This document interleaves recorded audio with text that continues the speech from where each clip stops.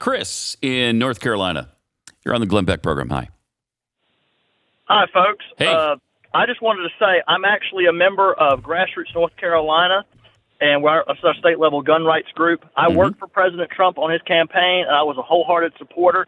But these red flag laws are questioning my support because we just recently defeated a bill here in North Carolina that was designed to work in conjunction with red flag laws, where the sheriffs were complaining they didn't want to have to catalog whose firearms belong to what, where to store them, and things like that. Oh, wow. So they would just be able to confiscate your firearms, destroy them right off the bat. You get no compensation for them, and then later, if it turns out that your ex lied to you about you, because in Connecticut, where they do have red flag laws, 1/3 of them are overturned once a judge hears both sides of the story. Wow. But basically, this bill would have had your firearms confiscated. You get no money for them, and you'd have to buy your collection. Even if your rights were restored, you'd have to buy your collection all over again at whatever the current market rates are. Yeah. And then if your gun is like some of mine, where like your grandfather gave them to you, you can't replace those. You're just out of luck.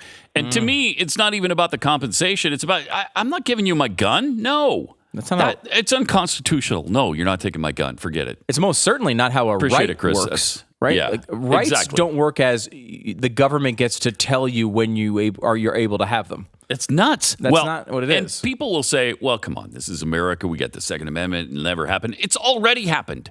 And as Chris said, it almost happened again in North Carolina. It happened in New Orleans, Louisiana, right after Katrina. The National Guard went door to door confiscating thousands and thousands of guns from people. Thousands. Most of them never got their guns back.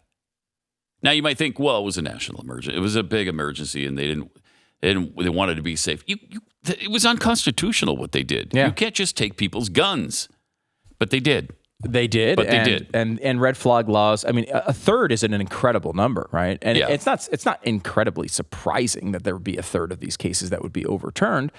And if they do it like this, let's just say even it takes 3 months of court proceedings. Who knows how long it is? It's a problem. And by the way, I will say there's a red flag law in Maryland.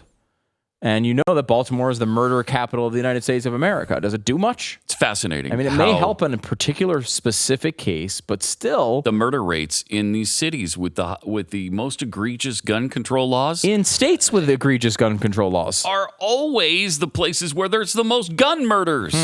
How does that work? it's weird. Maybe the bad people don't care about your gun law.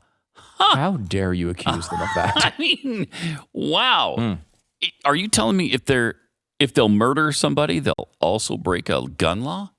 I bet they speed on the way to the murder too. No. Come on, that would I be think it's true. I think it's three true. laws that they violated. I'm sure that you got some standards. I heard there was one case where a guy sped to a murder with a gun that he was not supposed to have, and in his other hand, he was holding a mattress tag that said "Do not remove." Oh my! It's true. Oh my! Well, I don't know if it's gosh. true. It's urban legend. Okay. You look it up on Snopes. Yeah. I suppose he had an open container in the car as well. It's a ridiculous story. All right, let's go to Dan in Colorado. Hey, Dan, you're on the Glenn Beck program. Good morning, guys. How are you? Doing well. Good.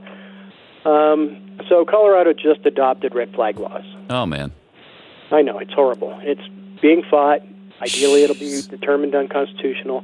But the way it stands now, an anonymous person can file a charge against you. The police have to act on it. They come in, break down your door, take your guns, and a couple of weeks later, you get to appear before a judge.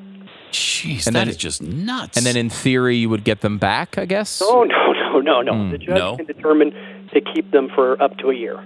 Oh, just the year. Oh, okay. Your own God-given right. You're able to exercise it a good year or so for doing nothing wrong. That sounds fair. Right. And then maybe you'll get it back.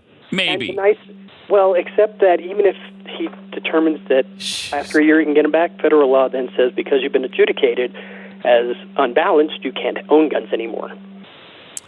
Oh, but this is going to work out well. Appreciate now, look, it. Thanks, a Dan. lot of Republicans also support this. Obviously, everyone on the left supports it.